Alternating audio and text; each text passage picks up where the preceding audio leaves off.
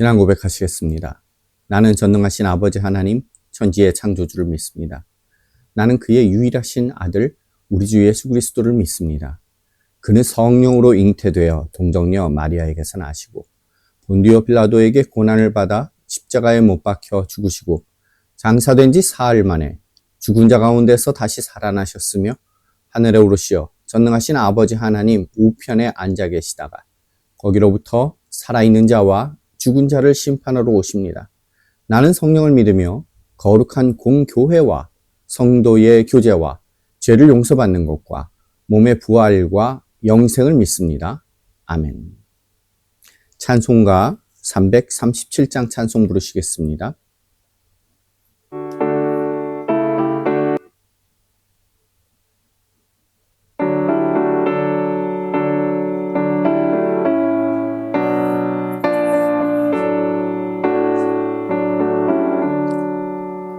내 모든 시험 무거운 짐을 주 예수 앞에 아뢰이며 근심에 쌓인 날 돌아보사 내 근심 모두 맡으시네.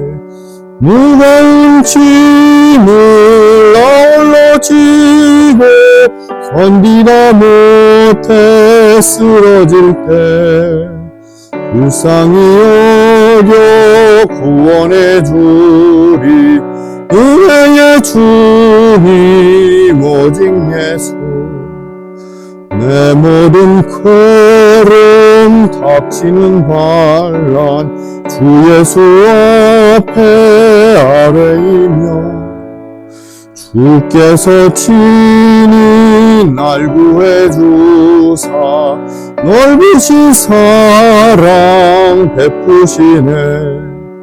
무거운 짐을 아울러 지고 견디다 못해 쓰러질 때 불쌍히 여겨 구원해 주리 은혜의 주님 오직 예수. 내 짐이 점점 무거워질 때 주 예수 앞에 아뢰이며 주께서 친히 날 구해주사 내 대신 짐을 져주시네. 무거운 짐을 아울러 지고 견디다 못해 쓰러질 때 불쌍히 여겨 구원해 주리 은혜의 주님 오직 예수. 마음의 시험 무서운 죄를 주 예수 앞에 아뢰이며 예수는 나의 능력이 되사 세상을 이길 힘 주시네. 무거운 짐을 아울러 지고 견디다 못해 쓰러질 때 불쌍히 여겨 구원해 주리 은혜의 주님 오직 예수.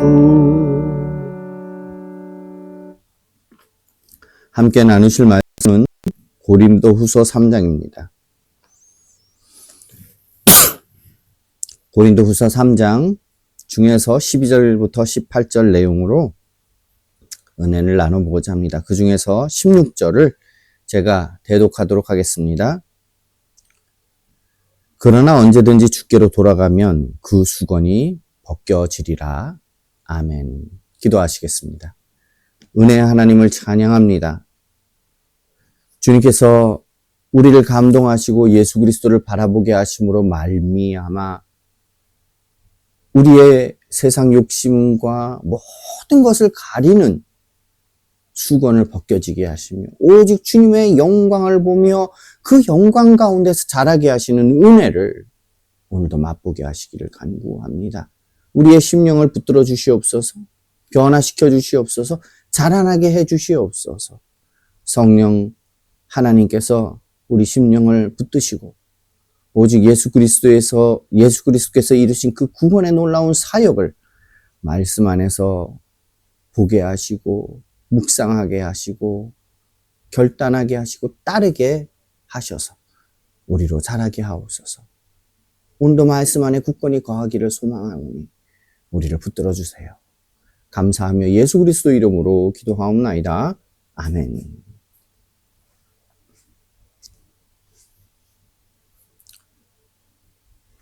항상 하나님의 영원하신 주권과 예수 그리스도의 완전한 대속의 사역 안에서 우리에게 성령을 부어주시고 수건을 벗은 얼굴로 주의 영광을 대면하게 하시는 삼위일체 하나님의 그 신실한 은혜가 오늘도 우리에게 넘치기를 간구합니다. 우리가 함께 상고할 고린도후서 3장 12절부터 18절 말씀은 신약 성도들이 누리는 구원의 특권에 대해서 그것이 얼마나 위대하며 또 성령의 역사가 우리의 인격을 어떻게 그리스도의 형상으로 빚어가는지를 설명하고 있는 성화론의 정수입니다. 당시 고린도 교회는 모세의 율법과 외적인 의식에 대해서 그것을 지켜야만 한다라고 하는 그것을 주장하면서 성도들의 마음을 딱딱하게 만들었던 거짓 교사들이 침투해 있었습니다. 사도 바울은 구약의 백성들이 모세의 얼굴에 나타난 그 잠깐 나타났던 영광의 종말을 보지 못하도록 그 수건으로 얼굴을 가려야만 했던 그 내용을 설명을 하면서 그것을 가지고 와서 설명을 하면서 이제 그리스도 안에서 그 영적 무지의 수건이 완전히 벗겨졌음을 선포하고 있습니다. 또한 더 나아가서 주의 영이 계신 곳에 참 자유가 있고 성도는 말씀을 통해서 주의 영광을 바라보고 영광에서 영광으로 주의 형상을 닮아간다는 그 놀라운 신비를 알려주고 있어요.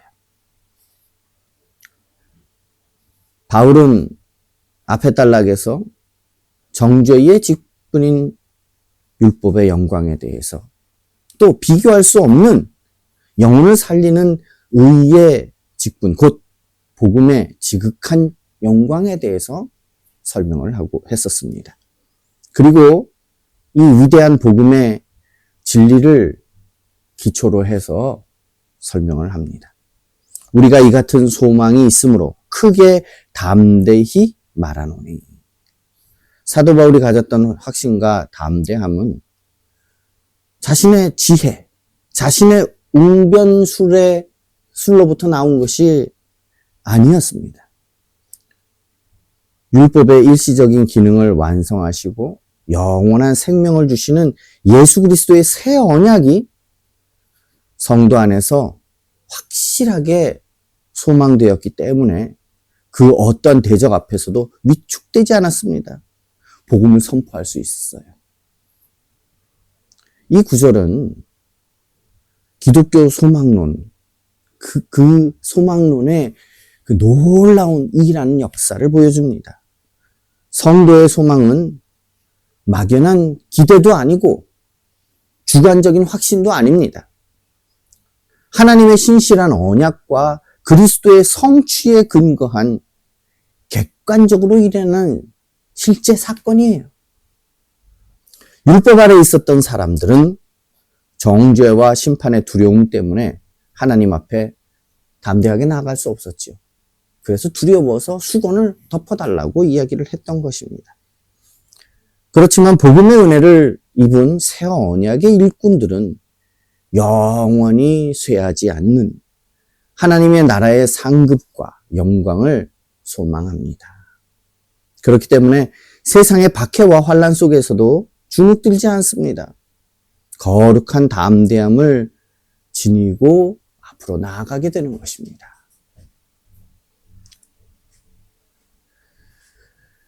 그래서 사도 바울이 이야기하는 크게 담대히 말하노니 하는 이 크게 담대하다라는 것은 고대 그리스 사회에서 시민들은 법정이나 공회에서 자기 의견을 숨김없이 당당하고 자유롭게 발언할 수 있는 권리에 대해서 말하는 것을 뜻합니다. 복음의 은혜를 입은 성도가 하나님과 세상 앞에서 아무런 두려움이나 위축됨 없이 진리를 당당하게 선포하는 거룩한 자유와 용기를 의미하죠. 어떠한 상황에서도 말이죠. 성도 여러분, 오늘날 우리는 세상의 거대한 가치관과 물질주의의 압박 속에서 예수님을 믿는 정체성을 숨기거나 혹은 뭔가 위축되어서 살아갈 때가 많죠. 그러나 복음은 우리에게 일시적인 세상의 성공이 아니라 영원한 하늘의 영광을 소망으로 주었습니다. 이 확실한 소망, 하늘의 영원한 소망, 이것을 붙잡아야 할 것입니다. 직장에서나 가정에서나 혹은 또 다른 모든 인간관계에서 세상의 눈치를 보면서 타협하지 말고 나를 구원하신 그리스도의 십자가 복음을 당당하게 말하고 삶으로 살아내는 담대한 성도가 되어야 할 것입니다. 사도 바울은 출애굽기 34장에 이러한 역사적 사건을 복음의 탁월성을 대조하기 위해서 가져온 것이에요. 또 우리는 모세가 이스라엘 자손들에게 없어질 것의 종말을 주목하지 못하게 하려고 수건을 그의 얼굴에 쓴 것 같이 하지 아니하노라. 모세가 시내산에서 하나님과 대면한 후에 왔는데 그 얼굴에는 하나님의 광채가 빛났습니다. 그러나 그 광채는, 그 영광은 시간이 지나면서 서서히 사라져 없어질 것이었어요. 모세는 이스라엘 백성이 그 일시적인 영광의 한계와 종말을 보고 두려워하거나 실망하거나 오해하지 않도록 얼굴에 수건을 가려야 했습니다. 이것은 구약 율법 체계가 가진 임시성, 제한성, 이것을 명확히 규정하는 모습이었어요. 율법은 그 자체로 거룩하고 영광스럽기는 하지만 장차 오실 예수 그리스도의 실체를 가리키는 그림자에 불과했습니다. 그냥 예표였어요. 모세의 수건은 이스라엘 백성이 율법 자체를 영원한 것으로 오해해서 복음의 실체로 나가지 못하게 막는 영적인 장막 역할을 한 것입니다. 바울은 자신을 비롯한 새 언약의 일꾼들은 더 이상 진리를 수건으로 가릴 필요가 없는 것이었습니다. 그리스도를 통해 완성된 영원한 복음의 광채를 숨김없이 백성들에게 완전히 드러내고 있는 것을 설명하고 있습니다. 여기서는 종말을 주목하지 못하게 하려고 라고 했던 이 말에서 종말을이라고 하는 것, 끝, 목표, 완성, 이것들을 의미하죠. 모세의 얼굴 광채가 소멸되는 그 끝을 의미하는 동시에 구약의 율법이 지향하는 최종적인 목표이자 완성자가 바로 예수 그리스도이심을 설명하는 내용이에요. 그러니까 율법의 끝, 그 다음에 예수 그리스도의 완성, 이것을 설명하는 것입니다. 구약의 백성들은 수건에 가려진 임시적인 영광을 보았지만 오늘 우리는 수건이 거두어진 복음의 선명한 진리를 소유하고 있습니다. 그럼에도 불구하고 우리가 여전히 구약적인 행위의식이나 외적인 조건, 인간의 공로를 내세워서 신앙의 가치를 평가하려고 한다면 그것은 스스로 모세의 수건을 다시 뒤집어 쓰는 어리석음을 갖는 것과 같습니다. 나를 얽매는 행위주의, 형식주의, 이러한 수건을 과감하게 벗어 던지고 오직 그리스도의 완전한 공로만을 바라보며 예배하는 성도가 되어야 할 것입니다. 인간은 근데 연약함이 자꾸 나의 공로나 어떤 외적인 형식들에 집중하는 특징을 가지고 있습니다. 항상 조심해야 할 것이에요. 사도 바울은 모세 시대의 수건이 바울 당시에 유대인들에게 어떻게 영적인 실제로 적용하고 있는지를 이야기하고 있어요. 그러나 그들의 마음이 완고하여 오늘까지도 구약을 읽을 때에 그 수건이 벗겨지지 아니하고 있으니 이렇게 얘기해요.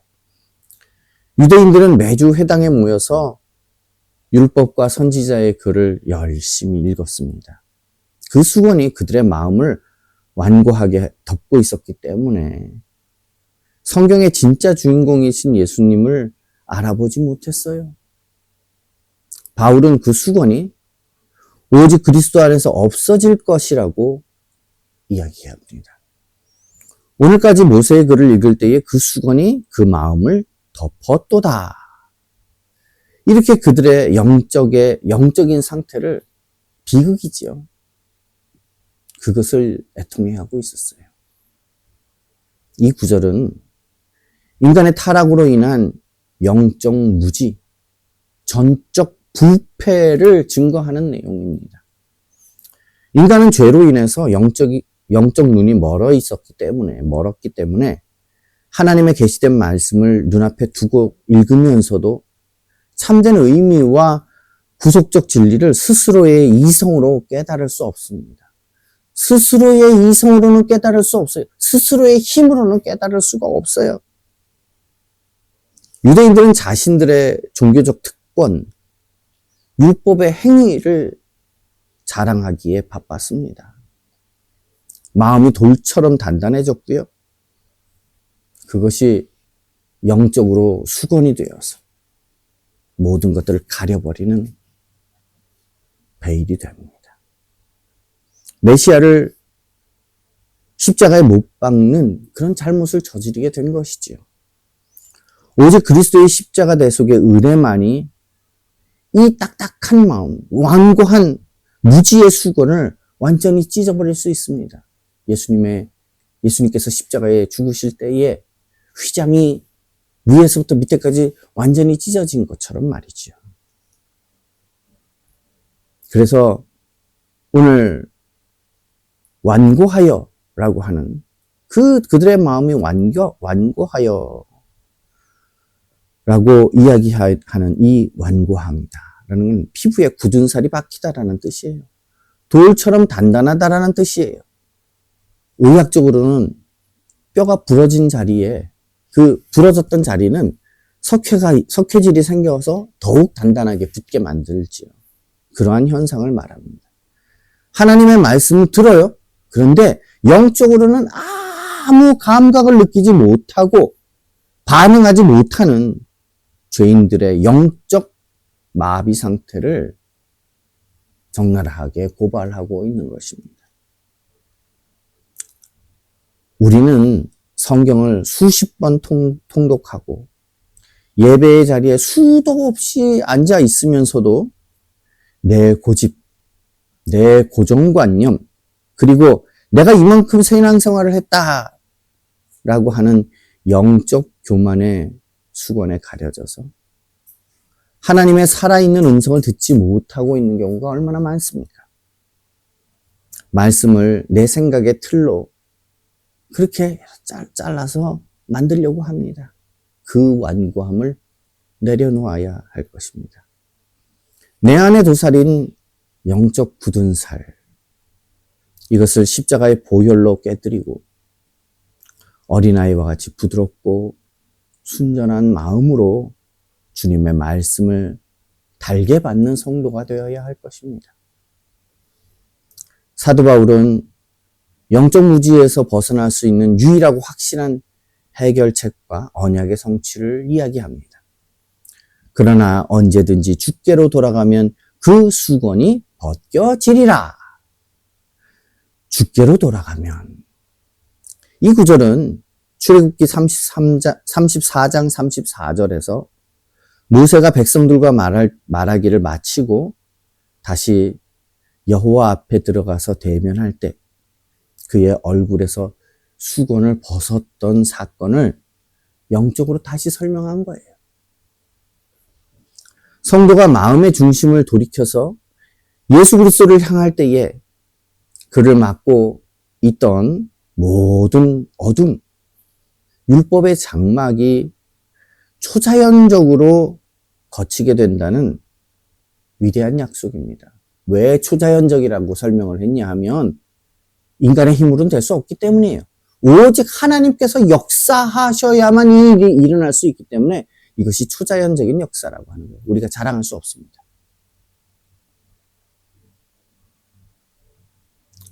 이것은 구원론에서 성령의 주권적인 사역인 회심, 그리고 영적인 조명, 이 두 가지를 보여줍니다. 인간이 주님께로 돌아가는 회개와 믿음의 역사도 하나님의 주권적인 은혜로 나오는 거라는 거지요. 성도가 그리스도께로 전적으로 돌이키게 될 때에 성령께서는 우리 마음에 덮여있던 무지, 완악함의 수건을 즉각적으로 제거하십니다. 수건이 벗겨지는 그 순간 성경의 모든 텍스트는 딱딱하게 나와 상관없던 그 텍스트가 살아 움직이게 됩니다. 예수 그리스도의 구속의 사역을 선명하게 증거하게 되고 성도는 드디어 계시의 풍성함을 온전하게 누리게 되는 거예요. 너무 달콤하지 않습니까? 그래서 앞에서 읽었던 말씀에서 주께로 돌아가면 그 수건이 벗겨지리라 할 때 이 벗겨지리라라는 말씀은 완전히 둘러싸여 있던 것을 완전히 걷어내다, 제거하다라는 뜻이에요. 우리가 주님께 돌아가는 순간 하나님의 강력하고 주권적인 손길이 우리를 막고 있던, 우리를 소외시키던, 하나님으로부터 소외시키던 영적 장막을 단번에 그리고 지속적으로 완전하게 벗겨내 주시는 것을 말하는 단어입니다. 세상의 학문과 지식으로 하나님의 뜻을 알려고 애써서는 안 됩니다. 나의 활동이나 능력으로 하나님의 뜻을 안다라고 생각해서도 안 됩니다. 어떤 사람은요, 하나님이 주시는 은사, 이러한 것들을 통해서 나를 높이면서 내가 하나님을 아는 특별한 능력이 있다라고 생각을 해요. 만약에 그게 맞다면 더 겸손해야죠. 내 힘이 아닙니다. 우리의 이성은 주님께 복종할 때 비로소 참된 진리의 빛을 보게 되는 거예요. 삶의 의문과 영적 방황이 찾아올 때마다 다른 세상의 수단을 의지하지 말고 즉각적으로 주님께 돌아가야 합니다. 기도에 무릎을 꿇고 주님의 도우심을 구할 때 성령께서는 우리의 마음의 눈을 여십니다. 말씀 속에 감추어진 하늘의 비밀과 하늘의 위로를 선명하게 보게 하세요. 은혜를 경험하는 성도가 되어야 합니다. 어떤 사람은요, 힘들면 하나님께 내가 뭘 잘못했나? 더 힘써야 되나? 물론 힘들 때에 간구하면서 더 힘쓰는 것도 필요하겠죠. 그러나 그 결과가 내가 신앙생활을 잘했기 때문에 복을 주시고 잘못했기 때문에 저주를 주시고 하는 식으로, 열심히 부족했기 때문에 저주를 주시고 하는 식으로 생각하는 것은 출발부터 잘못된 것이에요. 사도 바울은 복음의 일꾼들이 선포하는 새 언약의 주체이자 실체이신 삼위일체 하나님의 성령에 대해서 굉장한 설명을 합니다. 주는 영이시니 주의 영이 계신 곳에는 자유가 있느니라. 여기서 주는 부활하신 예수 그리스도를 가르치고요. 주는 영이시니, 그래서 주의 영이 계신 곳 할 때 이 영은 성령 하나님을 의미합니다. 그리스도와 성령은 구속사역에 있어서 본질적으로 하나세요.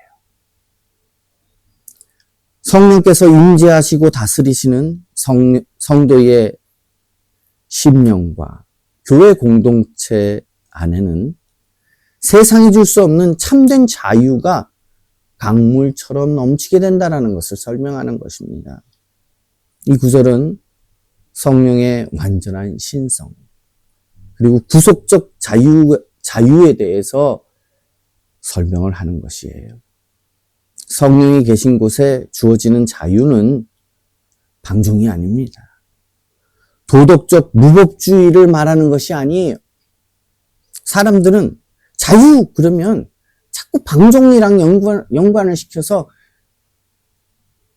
하나님이 마치 방종을 허용하는 것처럼 오해하는 사람들이 많아요. 심지어는 교회 안에서도 그러는 사람들이 있습니다. 그러나 성령께서 주시는 자유는 죄의 무거운 권세와 사단의 지배로부터 해방이에요. 무엇보다도 율법이 가하던 정죄, 공포, 죽음의 두려움으로부터 완벽한 해방을 말하는 것입니다. 억지로 율법을 행하는 노예가 아니고요. 성령의 주권적인 통치 안에서 기쁨과 자원함으로 하나님의 뜻에 순종하는 아들의 자유를 누리는 신분의 변화가 생긴 것입니다. 특별히 오늘 내용에서 성경 구절에서 자유가 있느니라 라고 하는 이 말씀은 노예 상태에서 완전히 벗어난 자유인의 신분과 특권을 말하는 거예요. 성령의 내주하심을 통해서 성도가 더 이상 죄와 율법의 정죄 아래 매여서 종인 상태로 있는 것이 아니고요. 하나님 나라의 자유로운 자녀로서 당당히 살아갈 수 있는 영적 해방을 확실하게 증명하는 단어입니다. 성도 여러분, 아직도 과거의 죄책감에 사로잡혀서 하나님이 나를 벌하시면 어쩌나 하는 공포 속에서 신앙생활을 하고 있지는 않습니까? 그것은 성령의 다스림을 받는 자의 모습이 아니에요. 주의 영이 계신 곳에는 자유가 있느니라, 이 말씀을 붙잡읍시다. 십자가에서 나의 모든 죄를 청산하신, 정죄된 모든 것들을 청산하신 그리스도의 은혜 안에서 참된 평화를 누립시다. 두려움이 아니라 사랑의 동기로 주님을 섬기며 죄의 유혹을 단호하게 거절하는 진정한 영적 자유를 누리는 성도가 됩시다. 사도 바울은 오늘 말씀에서 가장 빛나는 영적 절정이자 성화의 대헌장을 설명합니다. 우리가 다 수건을 벗은 얼굴로 거울을 보는 것 같이 주의 영광을 보매 그와 같은 형상으로 변화하여 영광에서 영광에 이르니 곧 주의 영으로 말미암음이라. 우리는 이제 구약의 백성들과 다릅니다. 수건을 완전히 벗은 얼굴로 거울, 곧 하나님의 말씀을 통해서 계시된 주 예수 그리스도의 찬란한 영광을 직접 대면하는 엄청난 특권을 가졌습니다. 그리고 그 영광을 지속적으로 바라볼 때에 주의 영이신 성령께서 우리를 주님의 거룩한 성품, 주님의 거룩한 형상으로 직접 빚어가시는 거예요. 이 구절은 신앙의 핵심인 점진적 성화론의 원리를 설명하고 있습니다. 성화는 인간의 율법적 노력이나 고행으로 이루어지는 것이 아니에요. 근데 아직도 성화 그러면 우리가 뭔가 하는 것에 대해서 너무나 집중이 되어 있어요. 성화는 수건을 벗은 얼굴로 하나님의 말씀 속에 나타난 그리스도의 구속적 영광을 영적으로 바라보고 묵상할 때, 주님의 그 역사를 영적으로 바라보고 묵상할 때에 우리 안에서 내주하시는 성령께서 주권적으로 역사하셔서 우리의 인격을, 우리의 삶을 예수 그리스도의 형상으로 변화시켜 나가시는 신적 사역이에요. 성화가 되는 것은 신적 사역이기 때문에 하나님이 아니면은 나를 그렇게 만들어가고 변화시켜 나갈 수가 없는 것이지요. 특별히 이것은 단회적 사건이 아닙니다. 특별히 18절에 보면 영광에서 영광에 이르는 이렇게 말씀하고 있어요. 점진적이고 지속적인 성취고요.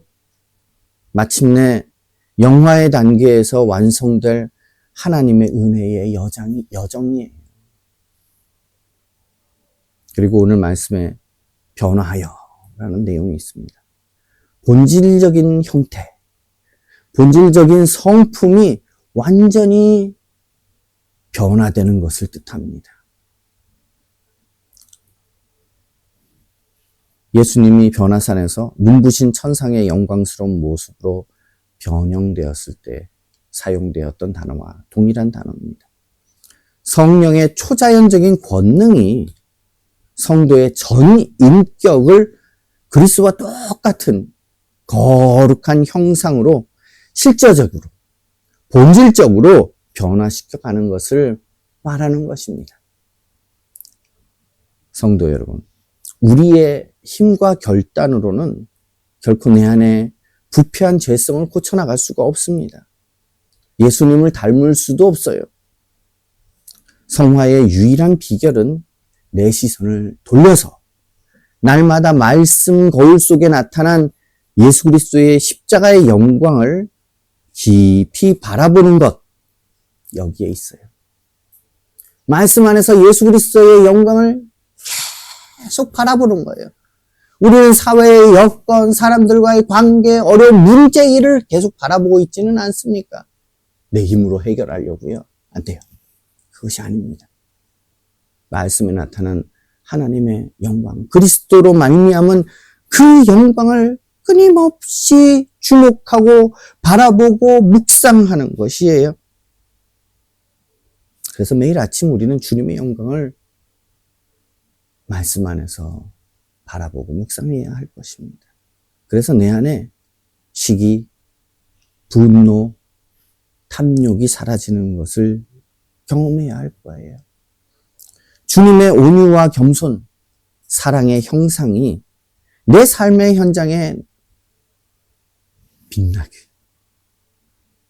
나타나는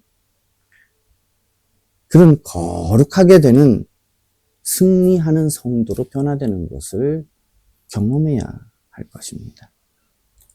고린도후서 3장 12절에서 18절의 말씀은 성도된 우리에게 율법의 정죄와 두려움의 수건을 과감하게 벗어던지고 새 언약의 일꾼으로서 거룩한 담대함을 가지라고 도전하고 있습니다. 또한 우리의 영이 주시는, 주님의 영이 주시는 참된 자유를 누리면서 날마다 말씀 속에서 계시된 그리스도의 영광을 주목함으로 영광에서 영광으로 주님의 거룩한 형상을 닮아가라고 우리에게 축복하고 있는 거예요. 삶의 매 걸음에 마음을 완고하게 만들던 인간적인 교만과 염려의 수건을 십자가 앞에 내려놓고 날마다 말씀의 거울을 통해서 주님의 영광을 묵상하면서 성령께서 내 인격을 빚어가시도록 삶의 중심을 내어드리는 거룩한 영적 여정을 이제 시작해야 되지 않겠습니까? 두려움의 종노릇을 하던 옛 자아를 내려놓고 성령의 자유함 속에서 영광스러운 그리스도의 형상으로 날마다 성화되어져 가는 복된 성도 여러분이 그리고 제가 되기를 주님의 이름으로 축복합니다. 기도하시겠습니다. 오늘 말씀을 기억하면서 기도하도록 하겠습니다. 수건을 쓴 모세처럼 두려워서 숨지 않게 해달라고 기도합시다. 그리스도를 의지해서 오늘 하루도 담대하게 복음을 증거하며 살게 해달라고 기도합시다. 내 마음이 가리고 있던 자기의 의와 율법주의의 수건을 그리스도의 보혈로 완전히 벗겨주시고 그리스도의 영광을 밝히 보는 영적인 눈을 뜨게 해달라고 기도합시다. 또한 세상의 헛된 욕망과 습관으로부터 참된 자유를 누리는 하나님 나라의 백성으로 살게 해달라고 기도합시다. 내 자아를 비추는 것이 아니라 주님의 영광을 바라보게 해달라고 기도합시다. 성령의 내주하심을 통해서 내 삶이 주님을 향해서 더 깊은 헌신과 거룩으로 변화되어가는 성화를 맛보게 해달라고 기도합시다. 금요일은 항상 교회를 위해서 기도합니다. 교회 강단이 문자에 매인 죽은 설교를 하지 않고 성령의 권능으로 생명을 살리는 새 언약을 복음을 선포하게 해달라고 기도합시다.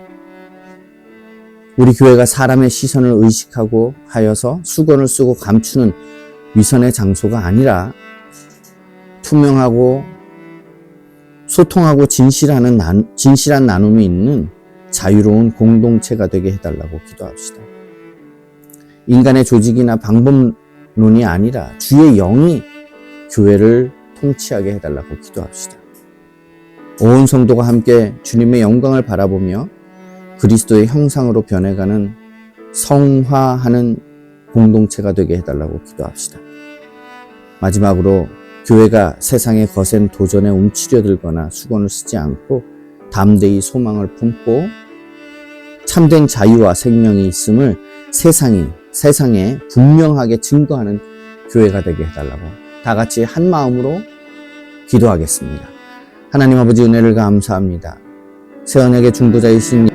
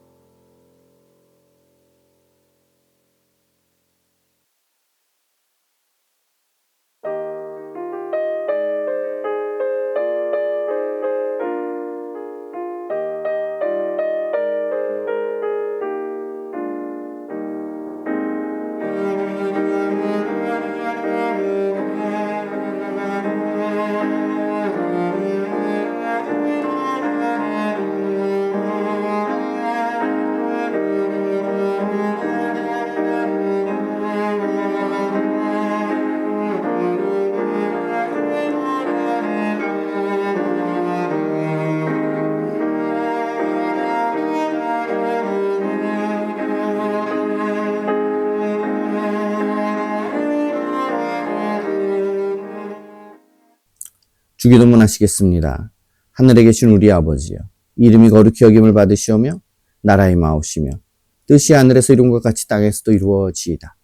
오늘날 우리에게 일용할 양식을 주옵시고 우리가 우리에게 죄 지은 자를 사하여 준 것 같이 우리의 죄를 사하여 주옵시고 우리를 시험에 들게 하지 마옵시고 다만 악에서 구하옵소서. 되게 나라와 권세와 영광이 아버지께 영원히 있사옵나이다. 아멘. 각자 가지고 오신 기도 제목으로 좀 더 기도하시다가 기도회를 마치시면 되겠습니다. 평안한 밤 되십시오. 감사합니다.